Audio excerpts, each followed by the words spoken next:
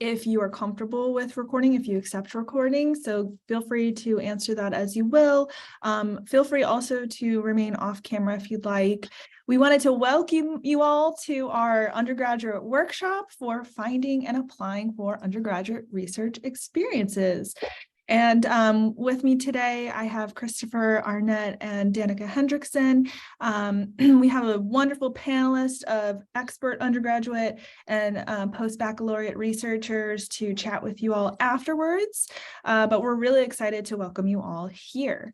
And we wanted to go ahead and start with some of our community guidelines. So just like in any Zoom feature, show respect to your fellow Zoom attendees, remain muted when you're not speaking, and we would like you to use the hand raise function to ask a question or put your question in the chat, just so that we're not talking over each other. And then feel free to change your name to anonymous when asking a question if you would like, and you can do that by going to the three little dots that are in the top right of your picture and then go down to rename. So we are not like taking attendance or anything. You can remain anonymous if you would like to.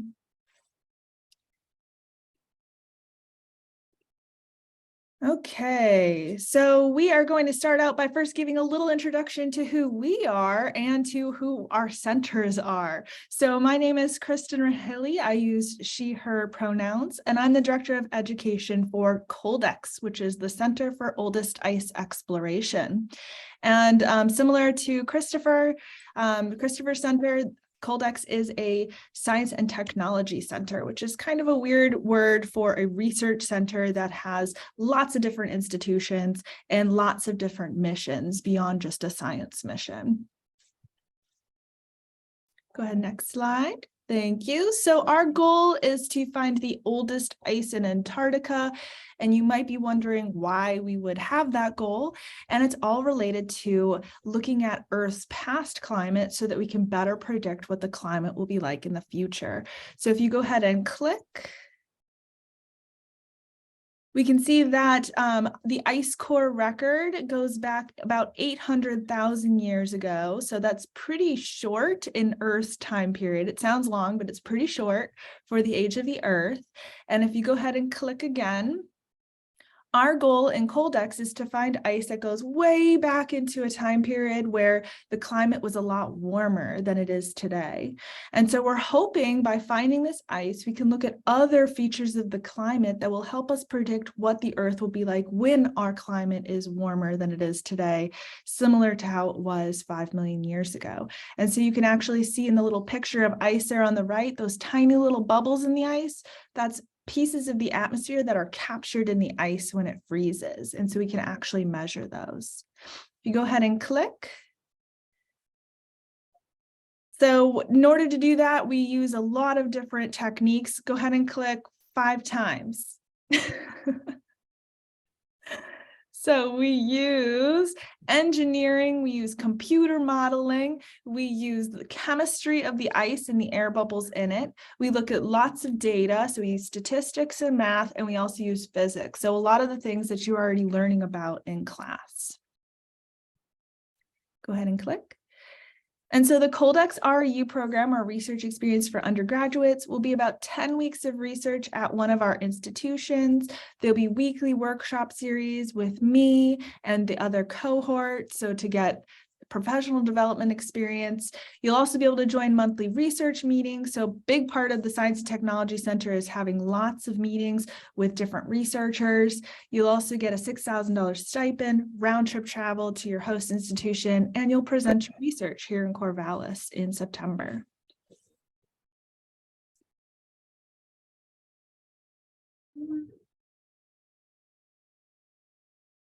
Awesome. Thank you, Kristen. So hi, everyone. I'm Danica Hendrickson, and I am from the University of Washington's Clean Energy Institute. The Clean Energy Institute was founded in 2013 with funds from the state of Washington. And our mission is to accelerate the adoption of a scalable and equitable clean energy world future that will improve the health and economy of our state, nation, and world. So to do this, CEI supports the advancement of next generation solar energy, energy storage, and energy systems. The Institute supports both the ideas and the people needed to generate these innovations and help facilitate pathways to bring them to market. So we do work with a lot of industry as well as researchers.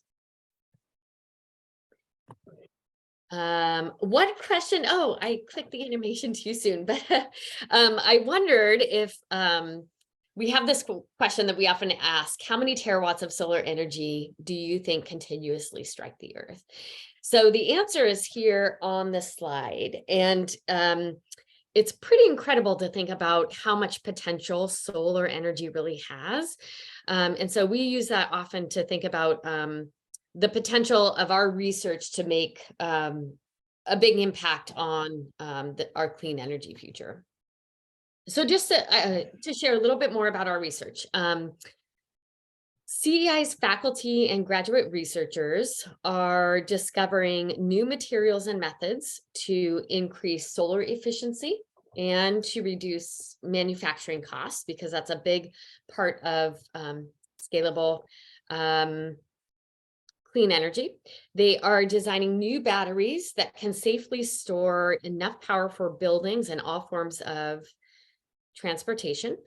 They're working to modernize the electrical grid with sophisticated information technology to accommodate new sources of power.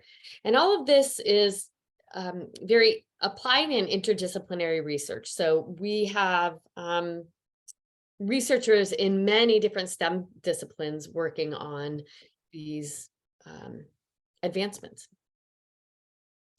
So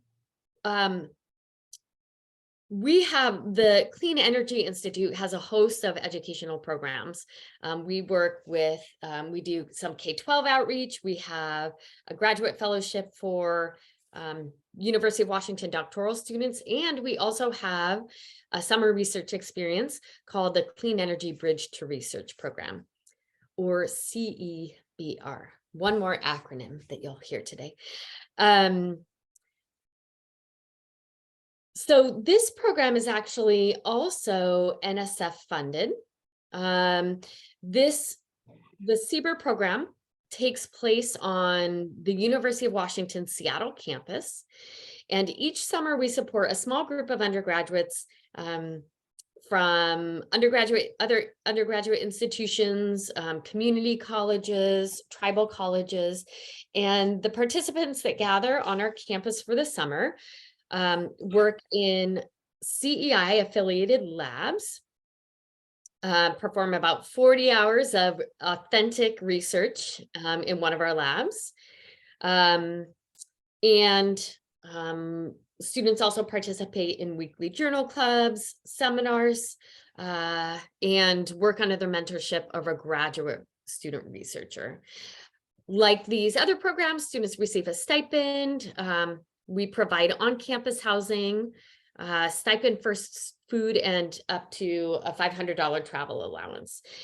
So some important dates to know are that our applications open December 15th, and our applications are due or close on February 15th. And then the program dates run from June 20th to August 18th. So I'm going to put my other hat on. So I also work for University of Washington's Molecular Engineering Materials Center, or UW-MEMC. So UW-MEMC is a National Science Foundation Materials Research Science and Engineering Center, or MRSEC. So this map shows, I don't know if you can see, but this map shows where other NSF MRSECs are across the United States. And according to the NSF, this MRSEC Center program was designed to support materials research and education of the highest quality while addressing fundamental problems in engineering and science. Each MRSEC addresses a kind of unique research area and complex research focus that requires the scale, synergy, and multidiscipline response to that research issue. So for MEMC, our interdisciplinary research looks like defects in nanostructures and layered quantum materials. But if you look at the NSF MRSEC website, you'll find that each one of these MRSECs are doing something unique and different in the materials research space. Our researchers are coming from, our faculty and researchers are coming from many different disciplines like material science and engineering, chemistry, physics, mathematics, etc. We have two interdisciplinary research groups, IRG 1 and 2. IRG 1 focuses on defects in nanostructures.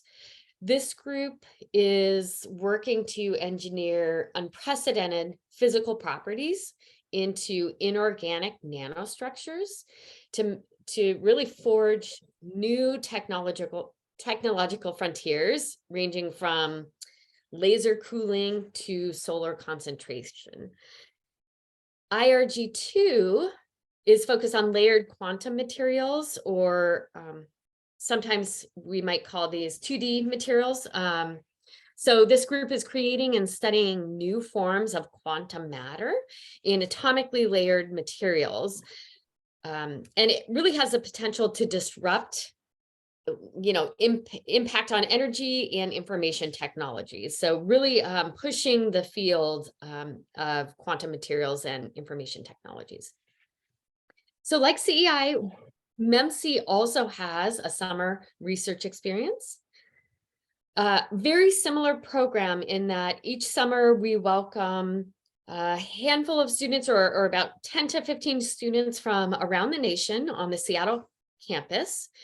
Students work directly with a graduate mentor and faculty in one of our MEMC affiliated labs. They participate in weekly journal clubs, seminars, and then the culminating event at the end of the summer is participation in a poster symposium.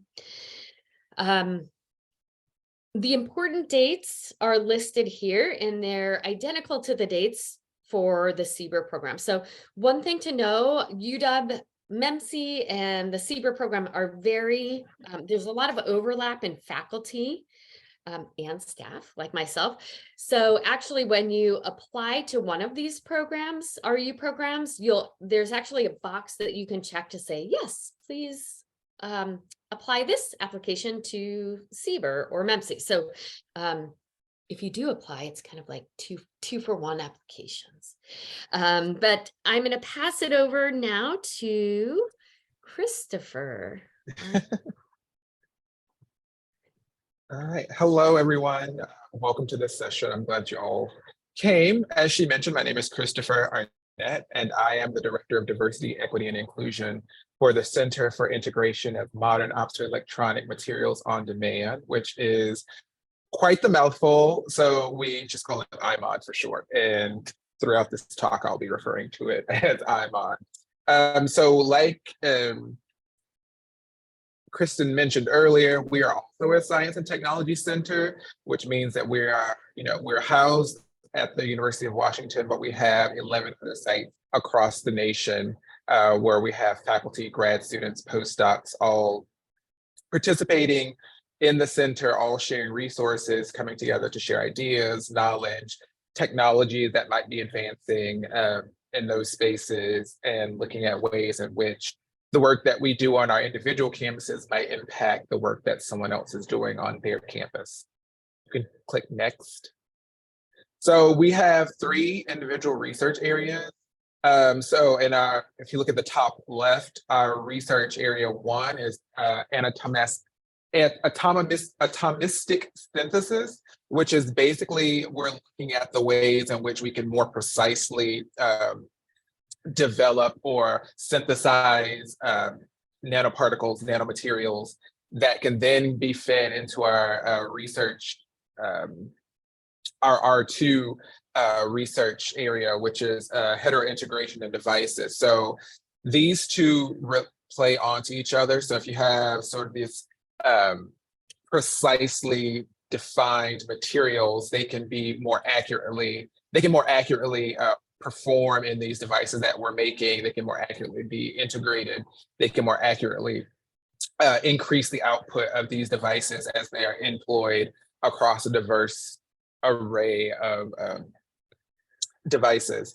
And so our third sort of research focus is looking at optoelectronics. So these are the optoelectronics are simply the things that are electronic that involve, light in some way, right? So things like your cell phone, your laptop, the computer screen, the wire, you relay information, wireless technology, all those things rely on optoelectronics. So we're looking at ways in which we can better improve those devices so that we can develop the devices of the future, right? The things that we may not know we need, but will be needed in the future.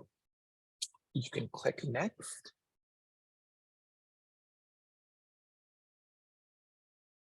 So you can click play. So here's a short video explaining some of the things. So we, like the other programs, also have our program.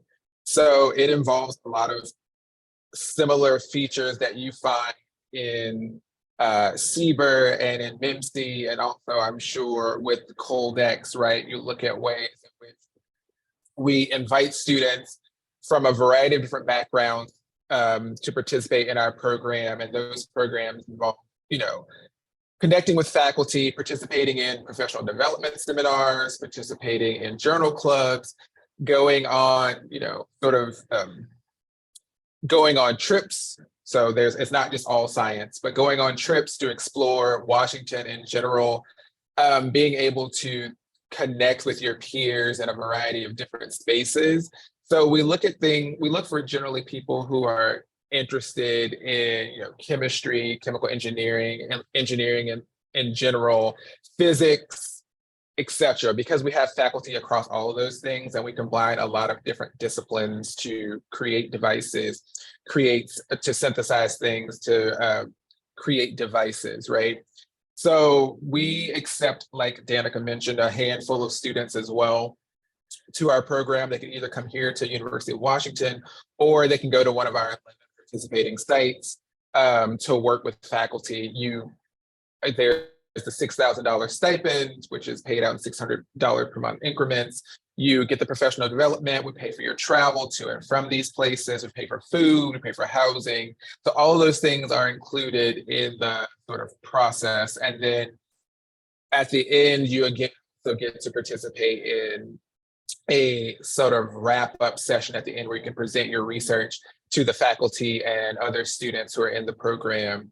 And in addition to that, we have our integrative travel fund, which helps students who participate in our REU, who are part of IMOD, present their research, say, at a conference that's outside of the REU program. So we provide additional funds for those processes. You write a little write-up of what you've done and why you need the money, etc., justification, and then we go from there and provide you with some funds to go to, I don't know, Puerto Rico to present your conference at SACNAS or wherever it may be. So if you're interested, our applications are already open, and we'd love to see you there.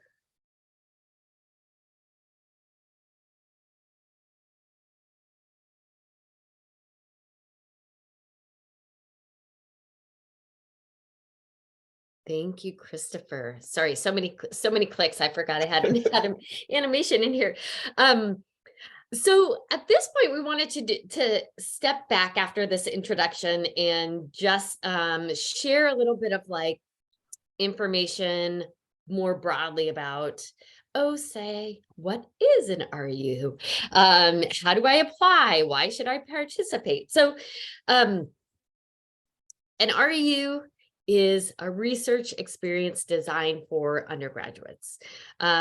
Essentially, there is a host institution, most often universities like University of Washington, Oregon State University, that conduct a high level of research. And this institution hosts a group of undergraduates. Students work on a specific research project under the support from a graduate researcher, a faculty researcher, and the student receives a stipend and often housing and travel. And this is where, after this slide, Kristen's going to get into a little bit of like where you can look for REU opportunities.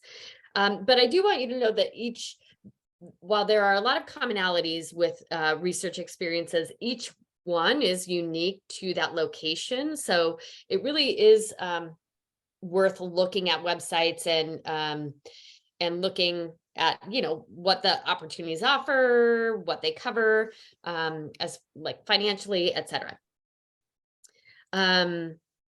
There are a lot of great reasons to participate in an REU. So first and foremost, you should be getting through research experiences, experience with authentic research. So this is a great opportunity for you to see if you like conducting research. It's a great way to see if you like conducting a specific type of research. So sometimes I'll talk with a student at the end of our summer program and they'll say, this was great and I don't want to do this.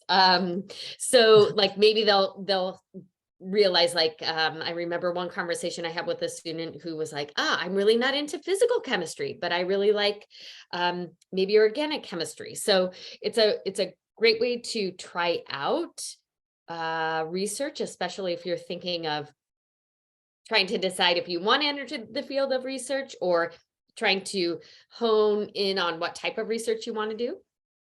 It's a great opportunity to learn about different labs and lab cultures.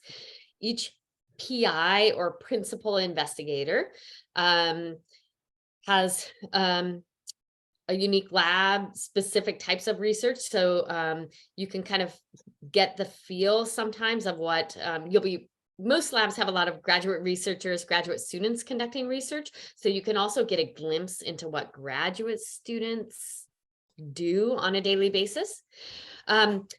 Participating in a summer experience is also a great way to build your resume. So this is something that definitely, if you participate, should go on your resume. It's a great way to network with graduate students and faculty and maybe staff like us to find potential future references. So it's a great way to network, not just among the staff, the graduate students, and the people at the host institution, but it's also a great place to network with other undergraduate researchers and make new friends. People make lasting relationships from REU experiences. So it's a great opportunity to meet new people. Also, you get paid to learn. So that's a great opportunity. You get to learn kind of what you like, maybe don't like. Often you'll get the chance to travel to a new city, maybe even a new state. And yeah, there's also a lot of extracurricular learning. I know we at the University of Washington offer a lot of seminars, a lot of some of which are related to, like how to apply to graduate schools, et cetera. So lots of great opportunities to participate in research experiences. And I'll hand it over to Kristen, who can talk to you a little bit more about how to find REU opportunities.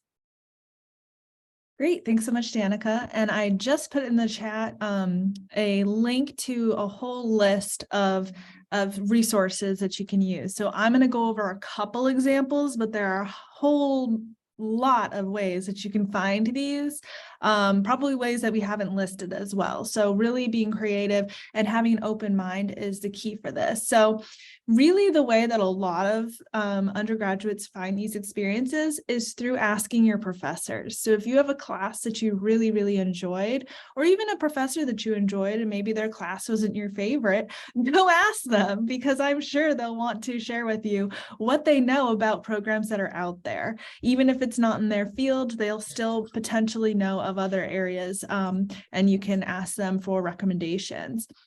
Another thing that's sort of close to asking your professors is actually going to your undergraduate research office at your home institution. So most institutions have some sort of undergrad research office or web page that list a lot of these experiences, some of which will be at your university, so you can actually get experience during the academic school year, and some will have obviously experiences outside your university. Database searches, so those are the big ones. I'm going to give 2 examples of today of where to specifically go to type in keywords, add in search terms to find that good fit experience for you. And then Science Association websites, which are basically if you really know that you want to do a physics REU, then you can go to a specific Society of Physics students or the American Physical Society website and look at their list. And that will get you physics specific REUs. So go ahead and click, and I have a little animation here to show that we're going to focus on database searches. And I love this. It's going to keep me honest and keep into about 2-minute time here. So go ahead and play this, Danica, and I'm going to talk through it as it plays. So this first site here is the NSF ETAP site. So if you look at my little page, you'll see the link for that.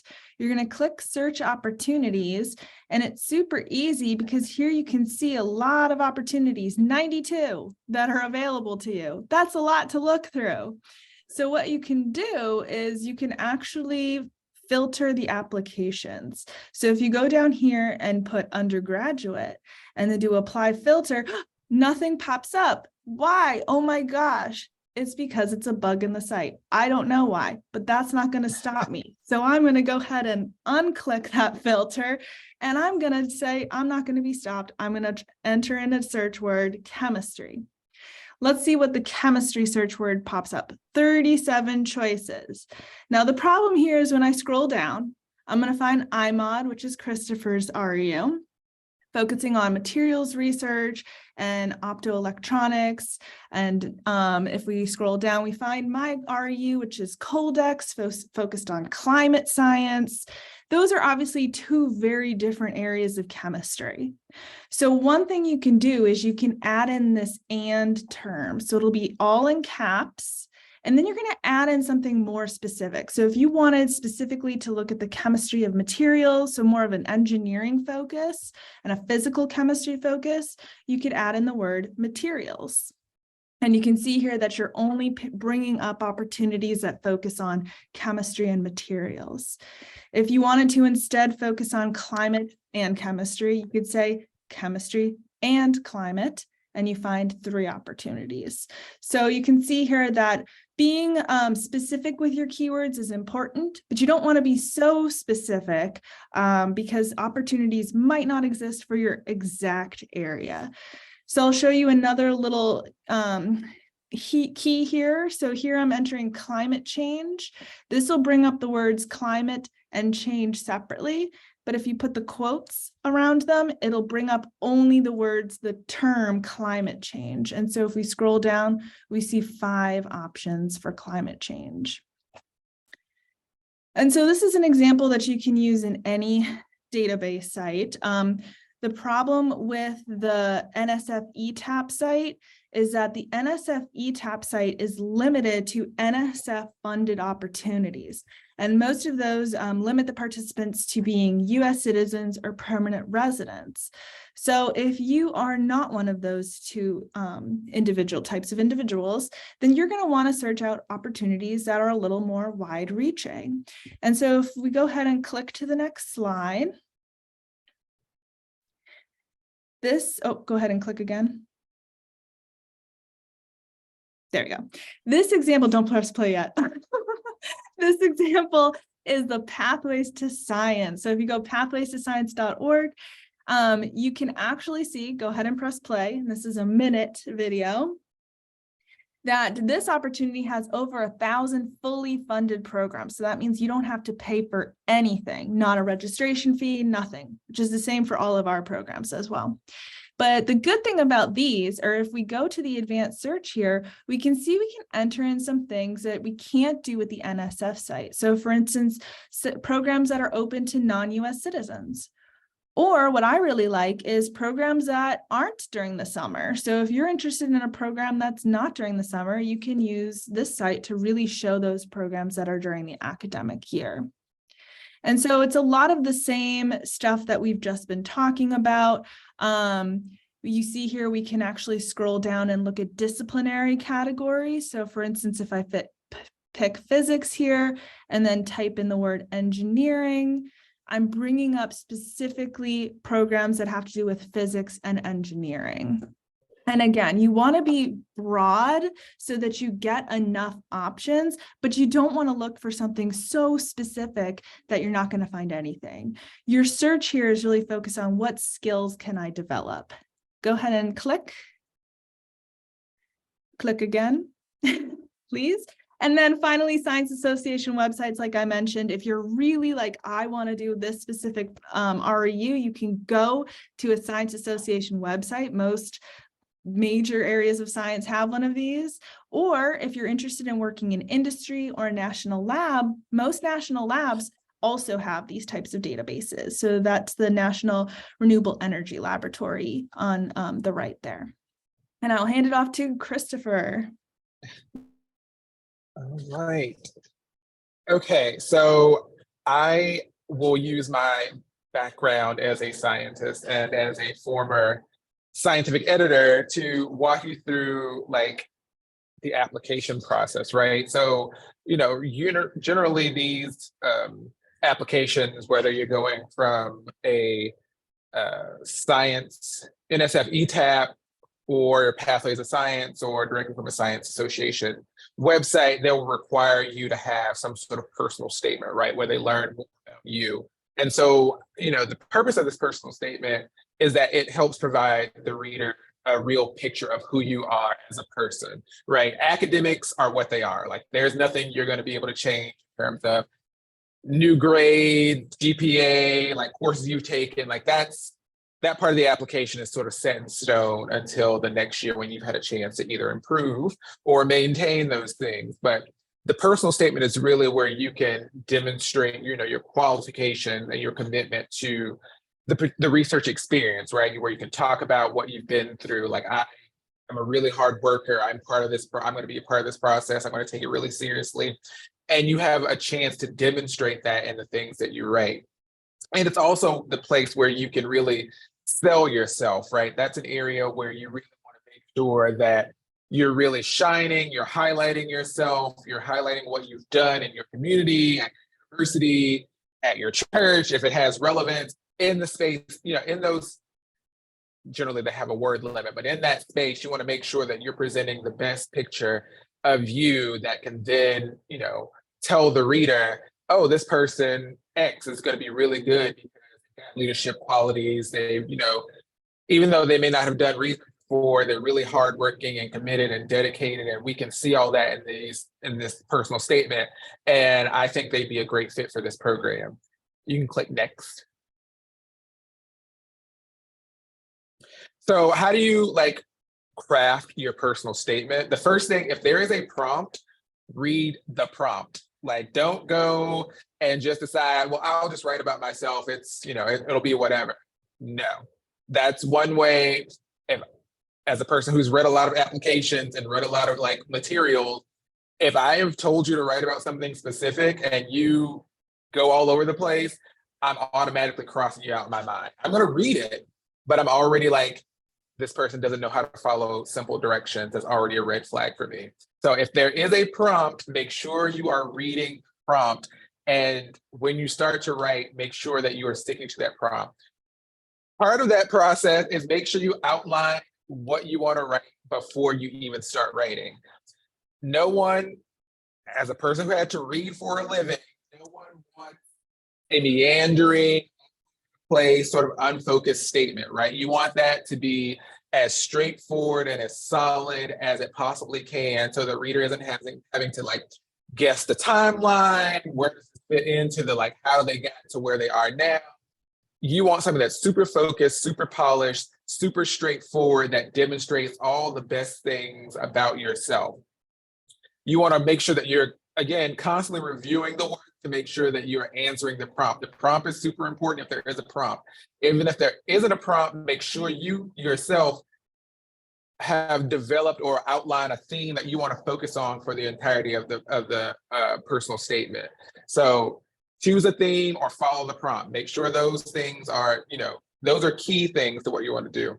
You want to focus on a few illustrative incidents, right? You don't want 30 incidents about how you were a kid who loved science, you went to science camp, you went to this, you did that, you did this, you did that. That becomes confusing for the reader, right? It also becomes it has the potential to be like, this person isn't really unfocused, especially if there are a lot of disparate ideas. You want to make sure that it's really, I did this thing, this thing, this thing, and they played a major role or had a major impact on why I'm interested in science, why I'm interested in STEM, why I'm interested in this research opportunity that you're presenting to me. Like, you want to make sure that those things really shine. Because if you write about 30 different things, if you're not adding any substance to those things, then it becomes like, why am I mentioning this? What is this? How does this play a role in, how we're evaluating them, or their, fitness or rightness for this potential research experience? You want a few things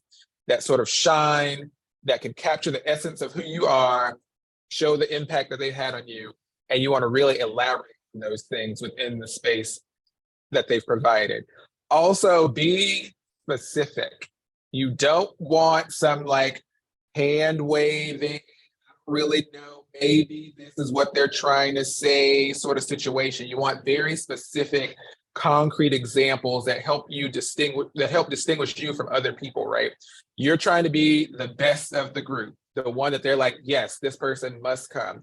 So make sure you're using really concrete, specific examples that they can, draw upon, or that they can sort of see and can be elaborated upon, and that they can say, okay, wow, this person really had a transformative experience when they went to science camp in 8th grade, et cetera. Whatever it may be, you want to make sure that it's a specific event that you can really write about in depth.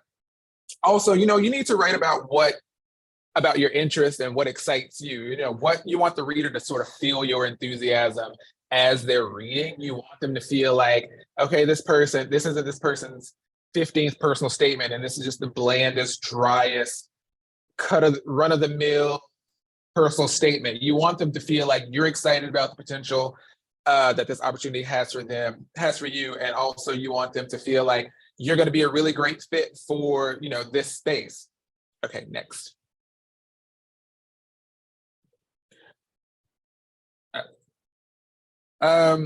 Like I said, you want to make sure that when you're writing about your experiences, you also want to include, like, what did you learn from those things? How did they impact you? How did they, sorry. Okay. Any disciplinary action? Oh, now we're going back. Are you okay? You want to discuss any disciplinary actions that happened in college? And this is what I mean by this, is like things that may have been, I really didn't do so well in this space, and I really had to improve or overcome or work through this to overcome this particular challenge, right? That shows that this person is really like professional, really into it, really like a part of the process. You want to explain how these experiences provided your personal growth, how they made you into a better person, and how those can then be impactful, give you the drive, give you the motivation, give you the et cetera,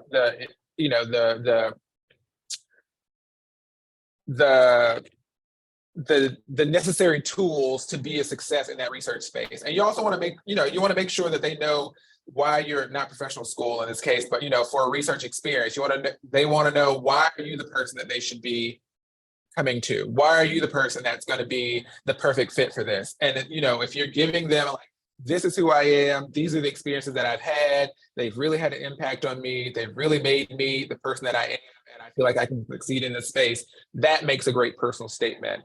Something that's just all over the place with 50 examples that don't really add any substance or information about who you are can really be a turnoff for readers. So you want to make sure that you're really focusing on those experiences and making them the best that they can be.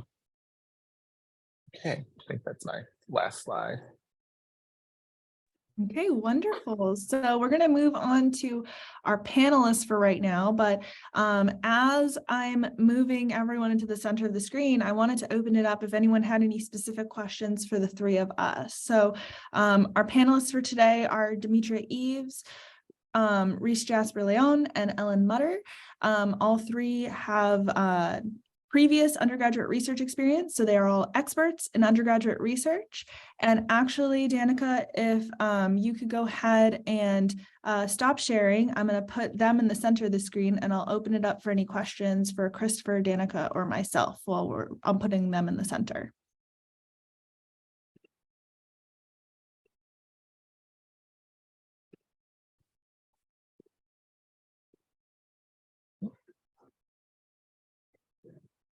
I'm going to share a question that I saw that is a really good question that others might have. And it's a question about the kind of weighing an RU versus an internship. So one of the things, just kind of the benefits of each one of the things that I thought of was that I think research experiences for undergraduates are a really good way to get a sense of research in a university setting, maybe helps you understand graduate school a little better, how to work with a PI, et cetera.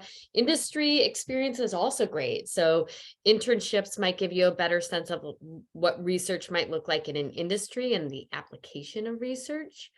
Do either one of you have more to add on that?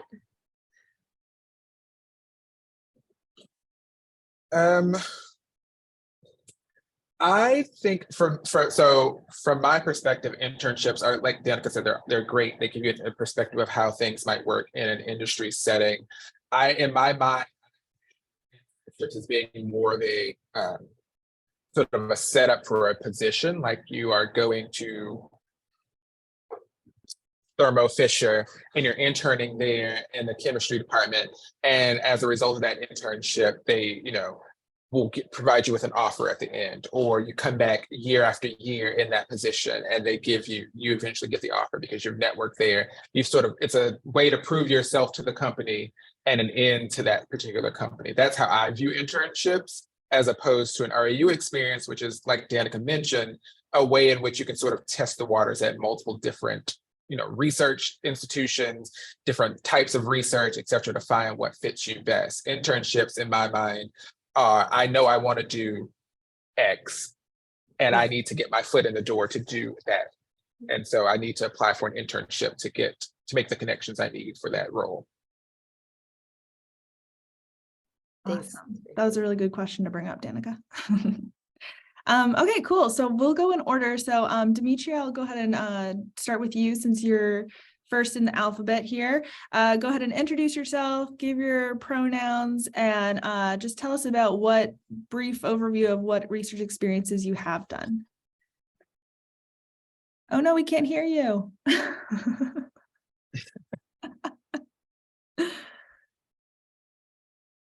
And I can jump to Reese if you want to. Yeah, we can. Okay, great. All right. It's a weird setting. Okay, hi, my name is Demetria Eves, she, her, and I am an undergraduate at California State Northridge. That's where I am right now with our beautiful Wi-Fi that is giving me a hard time today. But I've only done one REU. I was sort of one of these casualties of the lockdown, and I didn't get a chance to do one in my junior year. So, and I'm actually what they call a super senior. I'm sure you guys have heard of that. So I've got basically 3 more days and then I graduate. But I did, the one REU I did was at Oregon State, working with at the Allen Hills Ice. And specifically, we dealt with the carbon monoxide and methane. And so I'm actually going to be presenting my project at AGU next week. So that's what I think is probably one of these, the reason why I think these REUs are so important is because you kind of learn what deficiencies you have going into grad school. Like I know exactly what I need to do to be prepared for grad school now, which I wouldn't have if I didn't have the REUs and experience. And also from what I hear about these sort of conferences, I'm sorry, we're near an airport if it's loud in the background. But it's an opportunity that I'm looking forward to because you get to meet faculty from other institutions, and I'm going to be prepared to sort of sell myself to them when I go to Chicago for the fall AGU meeting.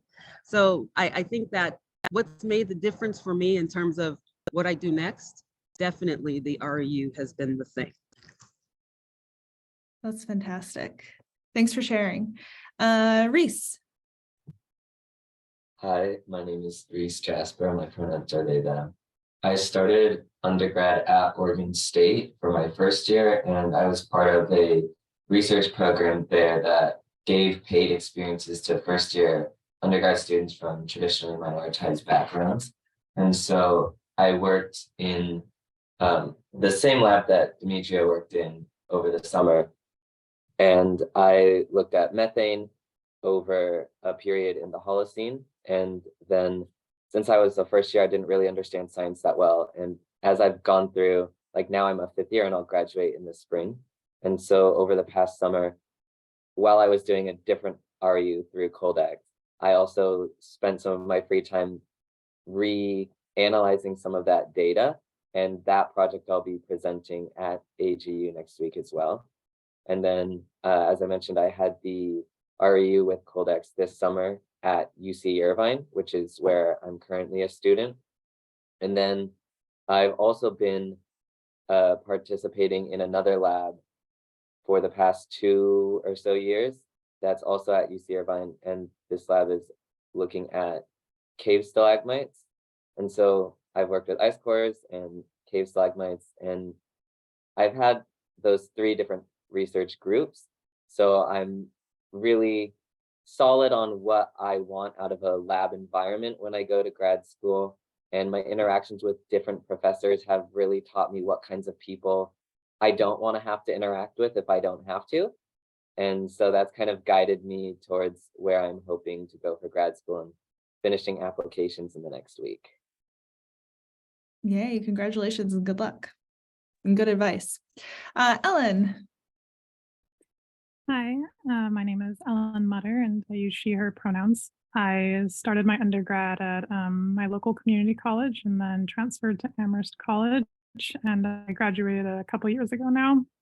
And it took me a long time to find a field I was interested in. So I've got a breadth of research in a lot of different subjects. So as a community college student, I participated in a summer research program specifically for community college students in biomedical research. And so I did a little neuroscience. And at Amherst, did an REU in software engineering at Carnegie Mellon University. Took some time off, did some pure math research, and then some stuff in robotics. And most recently, I've settled into glaciology. And so I've been doing research there for the past year. Wow, such varied experiences. That's excellent. Thanks so much, Ellen. So yeah, I think we can just open up the stage for any questions, and feel free to either raise your hand or put in the chat. Either will work just as well. Ooh, we already have one. So we can take turns reading them, my co-hosts. Christopher, would you like to read this one? Sure. With there being so many of these REUs available on these websites, how can you tell the quality of the program and the opportunities they would give you compared to the others when you're thinking about applying to them? Well, I don't know if I'm supposed to answer or say something, but I will say something. I think most of the ones, so the NSF programs at least are, vetted, and you go through a process each year where they're talking to you about how is this program working? What's going on with it? Why don't you have this many? All of those sorts of things. So that there's at least professional feedback going into those programs. Now, how the day-to-day program actually works might be different from what they're saying to the NSF. For me, when I was undergrad and I was doing REU like type stuff, most REUs have these are our old cohort, our new, like whatever, they have people, I simply reached out to them and said, how did you like this program? Or if there was someone at my school who had already been to this place, I was like, give me the breakdown. How do they, because I am a minoritized individual, and oftentimes these were non-minoritized spaces, how do they treat people who look like me? How do they, deal with housing, travel? Do they give the things that they say that they promise that they do give? How was your overall experience? Like, all of those are questions that are valid. I think we, at least for IMOD, we put our students up so that people can reach out to them or ask questions, or reach out to me and ask questions.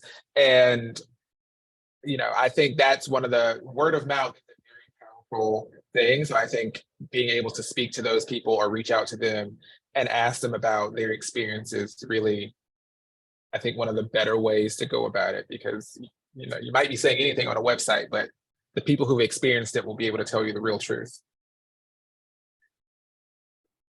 Anyone else want to add to that? How did you all pick yours? So for Reese, Demetria, and Ellen. Demetria? Oh, hi. So actually, it brings up a good point. I like to talk to faculty just in general. Like, I'm always sort of having lots of conversations with my professors, and I guess I established a reputation for having a strong interest in atmospheric science. I'm getting a degree in geology, and at the university I'm at, we don't really have atmospheric science. I took a paleoclimatology class and an oceanography class, and that was it. But it turns out those were the two classes that I just thrived in and loved, and I just wanted more.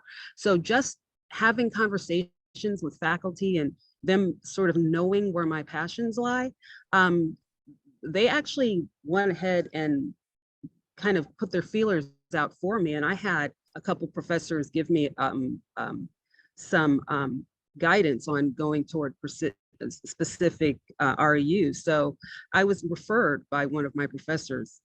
That's how I ended up with Oregon State. So talking to people and letting them know what your interests are will help you, establish a reputation, and somebody will likely help steer you in the right direction, yes. So my experience is kind of what Demetria was just saying about like asking people. So the program that I was in at Oregon State, they arranged for us to have short interviews with a few different faculty members to figure out where we wanted to be placed. And so the lab I ended up working in, it was because I really connected with the PI, and he was very open to having a student who didn't really know anything but just wanted to learn as much as they could. And so that's why I really enjoyed that experience, because he was a good mentor, not just like an advisor, but he was actually there to mentor me. And so then, since my parents live in Irvine, when I came back home over the summer after that first year, he was the one who was like, hey, I have a list of all these people that I personally know at UCI. If you want to go work with any of them over the summer, just let me know and I'll send a good word in your favor. And so then I lined up an experience that way. And then the lab that I'm in that does cave stalagmites, that was another person on his list where when I knew I was going to transfer to UCI, I reached out to her and she was like, great, you have experience, let's talk. And then the person that I worked with through the COLDEX REU this summer was the lab that I had in like the first summer after my first year. And so because I already knew him that way, that got me an in to the COLDEX REU, because it was kind of a more informal REU since it was like just getting set up. And so I've always gotten these connections by who knows who, and like the people I'm talking to about grad school are names that were told to me by these previous research mentors.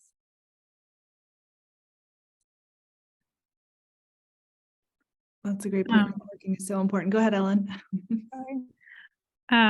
So when I was looking for research opportunities as a community college student, I didn't really know what that meant. So I spent a lot of time just like reading the flyers on the walls and like to some things, but there wasn't really a centralized location for like a well-staffed career center. So I just kind of applied to the stuff from the posters on the walls.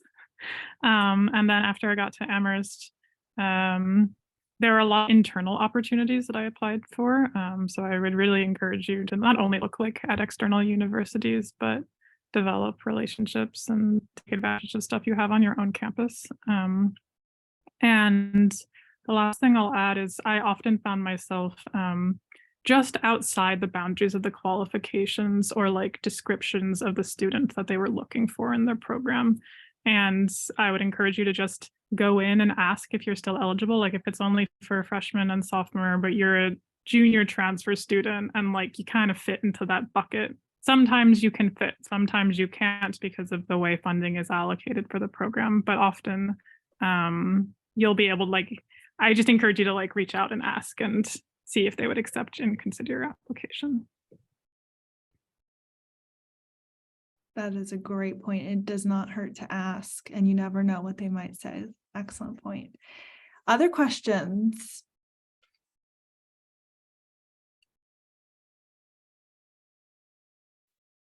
Yeah, good question, Josiah. I have a question for our panelists. So how do you create an effective working relationship with your summer research mentor? What happens if you don't get along? How do you communicate with them so that you do understand what's expected from both you and the mentor? Go ahead, Demetria. Oh, okay. What I wanted to say was I think it's important to be very honest. I know that a lot of times we live in this world where you're kind of taught with a job interview, you really want to convince someone that you're qualified and that I'm the fit.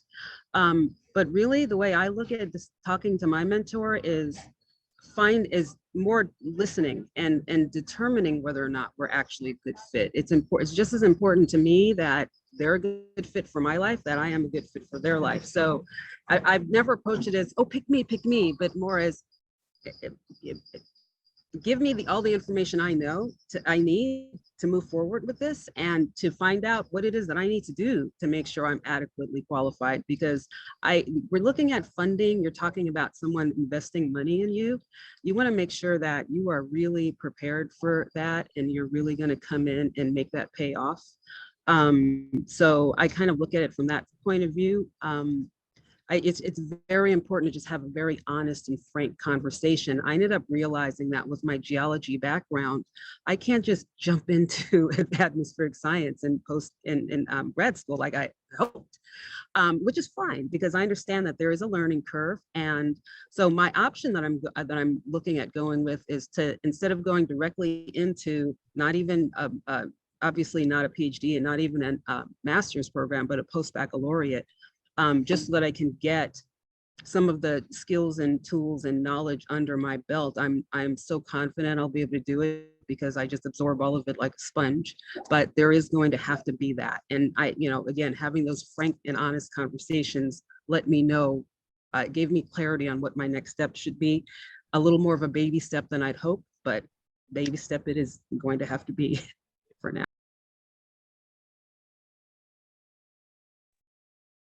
So I have had some mentors that we really get along well and the communication is just so easy. But the mentor who I worked with this summer, I know that from hearing from the grad student that I was working with, my interactions with him went just fine and he doesn't think anything bad of me. But internally, I really struggled interacting with him because we just have very different communication styles. And it took almost the entire summer for me to figure out how to ask questions in the correct way, because the way I like to ask questions is I will ask an open-ended question like, what does this mean? When I know what it means, because I want to hear the expert scientists tell me in their words so that I remember the smart way to say it next time I need to say it. And then after I get that confirmation that yes, what I thought about that baseline information was correct, then I ask my real question.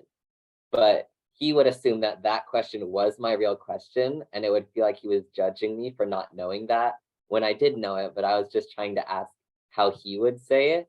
And so I had to figure out like, oh, it helps if I ask is it this or that question? And then he can tell me whether it's one of those two things or neither at all. And he was one of my professors for one of my classes for this past term. And so having cracked that code over the summer was really, really helpful for me, because a lot of my classmates struggled with that same way of asking questions. And I felt like I finally got it down.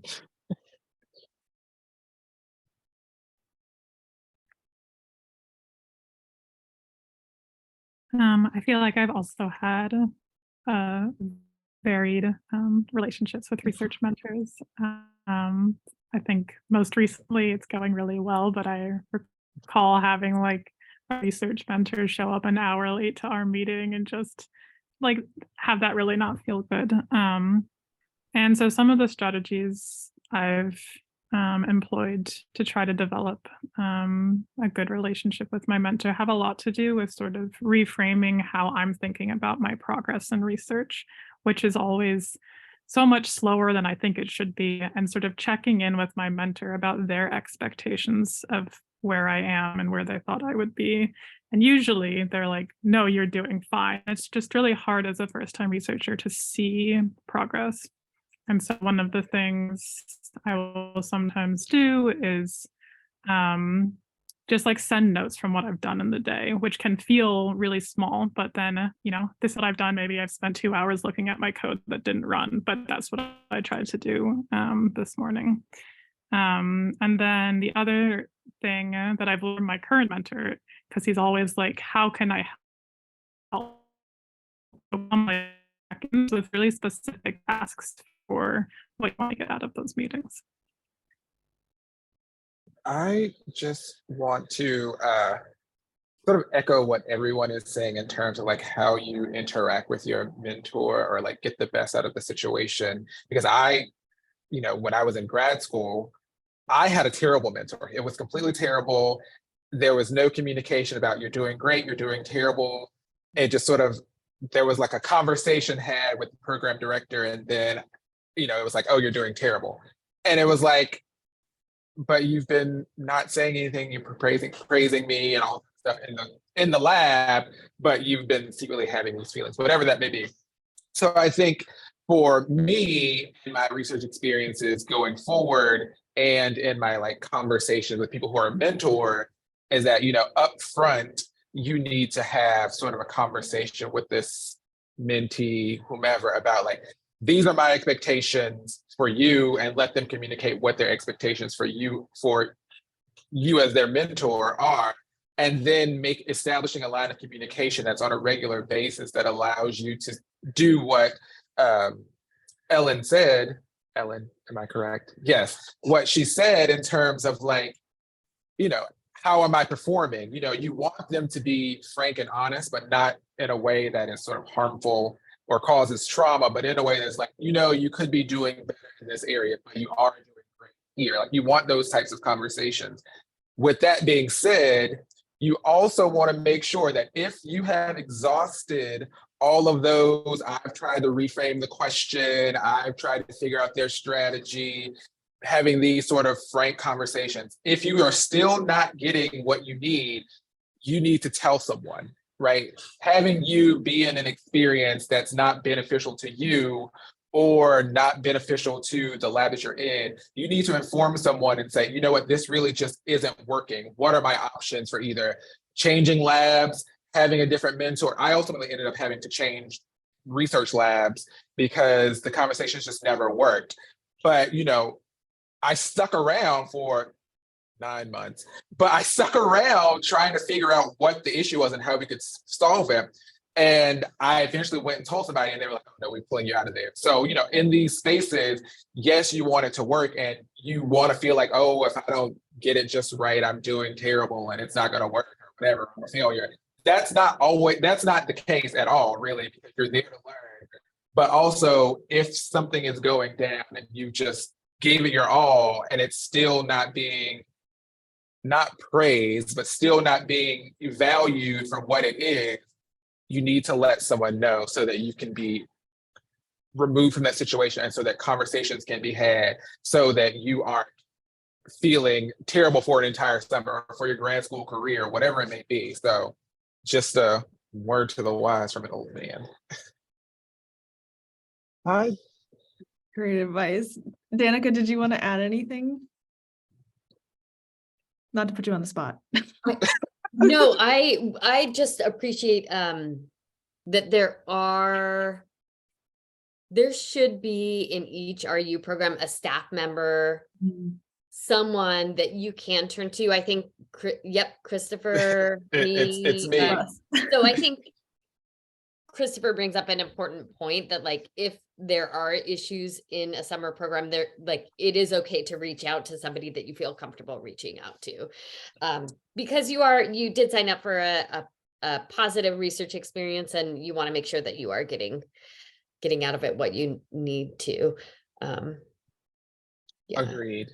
Yeah, totally. And like Christopher said, like, this is basically, great trial for grad school. Like, all of the stuff that Reese, Demetria, and Ellen just said about finding or working with a mentor is completely applicable to the experience that Christopher just talked about, having a mentor in graduate school. So who your advisor is in graduate school can really make or break your experience a lot of times. And so this is great experience for how do you work with someone who you might not personally mesh with 100%, but you have to see, like, can we work together? And if we cannot, what can we do so that my experience can still be positive? Because the worst thing would be if you drop what you're doing and this interrupts something that actually was your legitimate goal. That would be very tragic. So you definitely want to make sure that you have that positive experience as much as you can. And so Demetria actually has a question for Christopher, unless you want to add something, Christopher.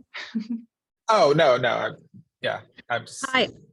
I was having some internet difficulty when you were talking about the personal statement, which is a big issue for me. I wish I had heard everything you said. I have a question about maybe the types of, I don't know if you covered this, but maybe sort of using anecdotes, using like an experience and telling a particular story. I guess what I'm trying to say is, how I wish I had formed this question better. How do you, what I caught as you were talking, you were saying you don't want to kind of be blathering on and being all over the place. But I also wanted to know that if you do have a sort of an anecdote in your story, and it may take a while to kind of back into what you're saying, I don't know how to ask this question. You want to know how to incorporate that anecdote into the statement? Concisely, punch, and just quickly, just, okay, I get this person right here. Like, I'm just having trouble with that. It gets real wordy, and I don't know.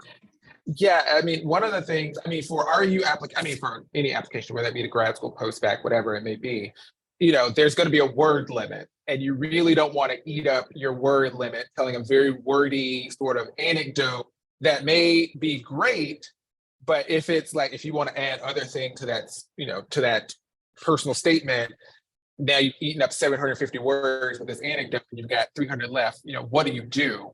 I think if there are ways, like, we can, those TLDR, too long didn't read, where it's just like, this is the message of this story. I think you could write about, the anecdote in that short format, just like, oh, I had this really good experience. It was transformative. I did X and I really learned Y. You need like I did X, I learned Y sort of situation, right? Because you don't, again, as a reader, I have to read a lot of these applications. I would love to read everyone's stories, but after a while, if I'm reading 18 different stories, I'm either getting bored, I'm getting tired, and I'm not going to be able to give the application a full sort of review that it needs. So as people who can get to the point, but also make it feel personal, make it feel like I am actually still learning about you, I think those make for the best sort of personal statements, right? Where it's like, this person, it also demonstrates that, to a degree, that you have great writing, because you're able to take something that's very like lengthy and would need a lot of backstory and this and that and et cetera. And you're able to condense it into something that's digestible, which is something that in our program, we also talk about a lot. You know, you need your elevator speech. You need your elevator speech or pitch for your anecdote, right? The short, brief version that you can tell someone, get them to learn and about you, and then like move on to the next point that you want to make. Oh, you're on mute. You're muted. Oh. Do you have workshops that really kind of deal with the specifics of this?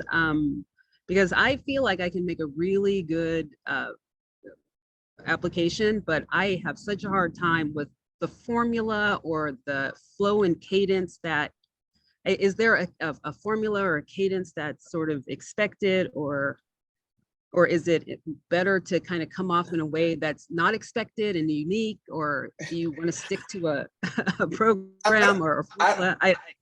I don't think maybe for me, you know, I think it's all about individual individual committees who are assessing the application. I don't think there's necessarily a formula for the personal statement.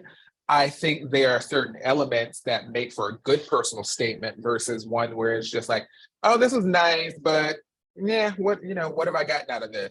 I would be, if you would like me to read your personal statement, I'd be more than happy. If you want to send it to me, I can send you my email. I can put my email in the chat for anybody if they're thinking about sending their personal statements. Is this my right email there? Okay.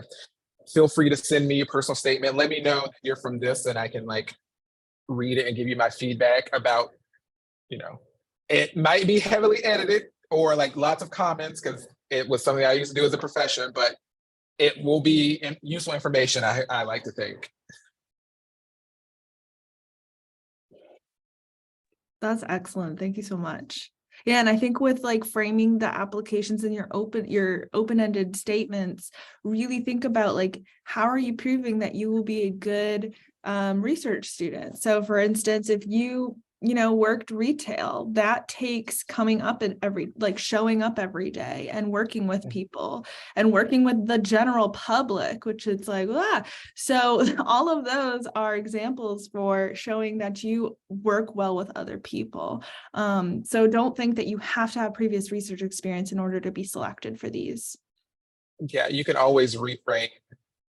There are skills that you can pull from every experience, whether that be working at a fast food restaurant or as an executive assistant or as CEO of your own company, whatever it may be.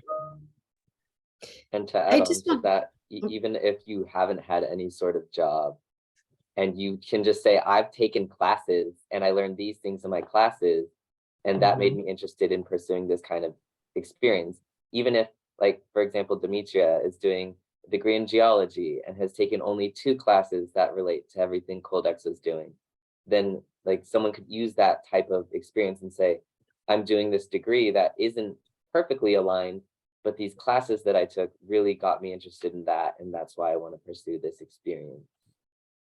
Along that same line, what you could do is say, I don't necessarily have all the experience that you're like looking for, but I have this other pool of experience that would allow me to look at this research question from a different perspective than say your normal applicant. So I bring in this different perspective that might be useful in answering the research question, but also developing additional questions that you maybe haven't thought of. Just one thought to add to that. Someone who often feels like I have to craft into the person that like are looking for. Experiences that I am bringing are sufficient, and if and to be honest about like everything that I am bringing. And there are programs great at taking those like other skills and applying those questions. And then there are programs where you simply need groups, rings, and fields in order to like complete the research project. And so read the like requirements before applying, and don't worry about trying to shape yourself to an applicant that would fit. Like present who you are, and then like it's your best chance of getting somewhere where you will have a successful experience over the summer. I wanted to jump in to say I appreciate all of the insights, and I wanted to kind of echo what Ellen is saying. I know CEI and MEMC are really, one of our goals is to really increase access to research experience. So you don't need to have prior research experience for our programs. We actually tend to prioritize freshman, sophomore, but we often have students who are in the beyond those grades. But our goal really is to allow you to experience and try out research. So yeah, there are look through, do your research, and just ask. It doesn't hurt to ask the program to see how much experience you need or don't need. So I've heard that some people might be worried about applying if they really haven't had any research experience, but in our case, our goal is to give people research experience. So Yeah, you don't have to, at least for some programs might have specific, like you have to take a specific class or be in a specific major. But for instance, for COLDEX, and I'm sure for IMOD, CEI, and MEMC, if you have applicable skills. So for instance, if you've taken physics, or if you're a physics major or a chemistry major, then we're happy to take you. You're going to do great in COLDEX. You don't have to be a geologist. You don't have to be an ice core person, because, people who study physics, chemistry, math, computer science, you have a lot of skills that are applicable to specific research projects. So we have a question. Danica, would you like to read this question? It might be our last question. sure thing. So does this program apply only for undergraduate students, or is this also for graduate school? So correct. Let me know if I interpret this correctly. So I think a lot of the things that we're talking about, like writing program statements and so forth, apply to many different applications. The programs that, oh, sorry, but I probably wasn't supposed to answer. But the programs that I've talked about are specifically for undergraduates, but I'll let others respond as well. And I think IMOD and COLDEX our RE programs are both for undergraduates. Christopher, do you all have a graduate we have graduate students, of course, but. We do not. So IMOD is, like I said, an STC, so we're not a degree granting sort of institution. Our students and our faculty and the members, people who have applied to the Department of Chemistry or Physics or wherever our faculty are, so they can become IMOD affiliated through that process. But yeah, we mainly focus on undergraduates for the REU, and then graduate students who are matriculating into one of our different departments with associated faculty. And then Reese, Ellen, and Demetria, you all are either in the crux of applying to graduate school or considering doing it in the near future. So how do you feel like the experience has translated to your applications for graduate school? So I feel very strongly about this. Last year, I had a choice where I could have either graduated at the end of last spring or anytime during this year, and I kind of weighed my options of how much time off I thought was too much time off, and like specific classes that I wanted to take that are only going to be offered in spring this year and were offered last year. So that's why I postponed graduation so long. But I could have been applying to grad schools last fall. And I said, I'm probably ready. I think I know what I want to do. I would do pretty well in grad school. And then as the year went, and I had already decided by that point that I was not going to graduate that year, and I hadn't even applied to anything, but I could have, and I thought about it. But then after this summer, I was like, wow, I would not have been ready for graduate school at all. Like all the research that I did about different programs and stuff, and like who does what stuff, and like who I could reach out to, over half of that this past summer, I was like, I'm not even interested in that anymore. And so like my research interest changed even in the course of a single year, and I became more like narrowed into what I want to do by gaining a couple extra research experiences. And just having that experience this summer where I was doing it like a full-time job for like 2.5 months, that really solidified to me that like, oh, this is what life as a PhD student would be like. And so that's kind of how I was like, okay, now I know what I want to study and like generally where and what kinds of people I might be interested in having as a mentor. And so this kind of experience was extremely helpful for me. And without having a structured REU that was like a full-time job, I don't think I would feel as confident going into my grad apps right now as if I didn't have it. That is a great point. Oh, Demetria, you're muted. Did you want to add anything? Oh, I just noted that we lost, it seems like we just lost I Ellen. think we did. Yeah, I think her internet was going out. Well, any last minute? Oh, Ellen just joined us again. Any last words of advice as we're kind of, let me put her back in the center as we are wrapping up here, our last minute questions.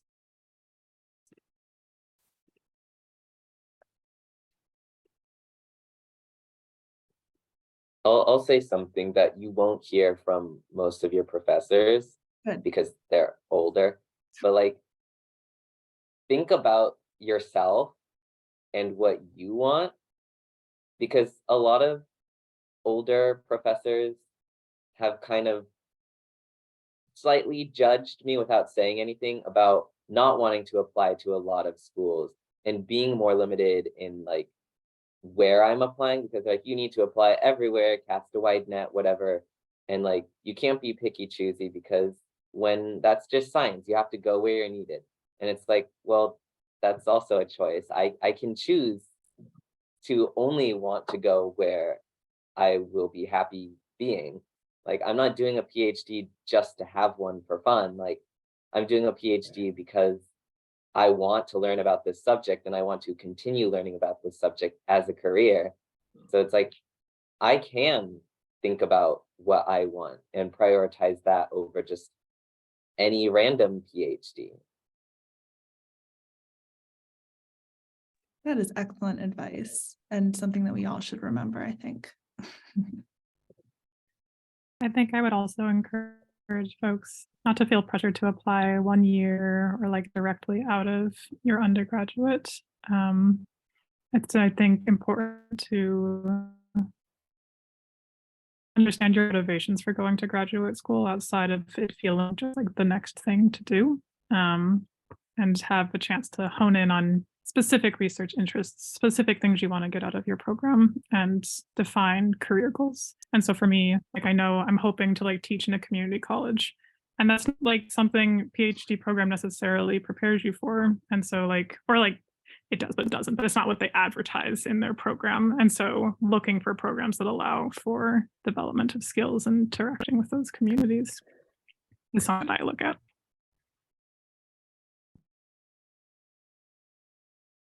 Wonderful. Demetria, do you have a last word of advice in our last 2 minutes? Oh gosh, do I have any words of advice?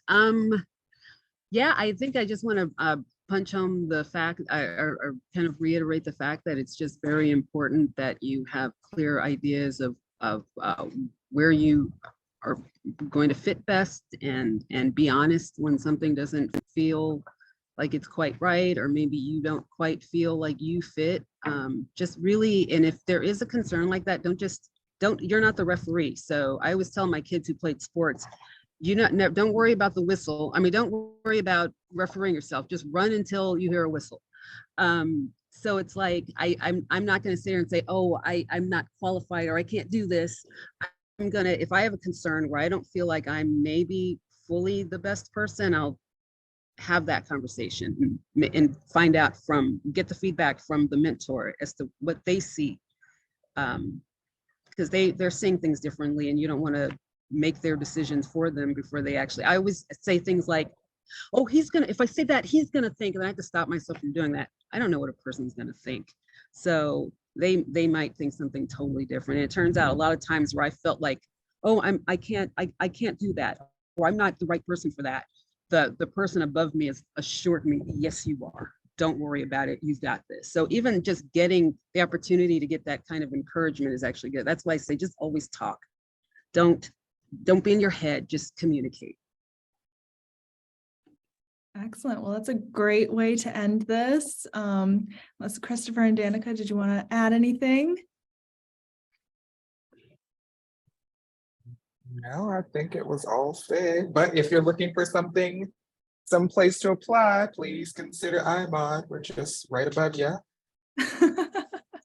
Cool Yep, things, everything. interesting work, interesting research, nice people.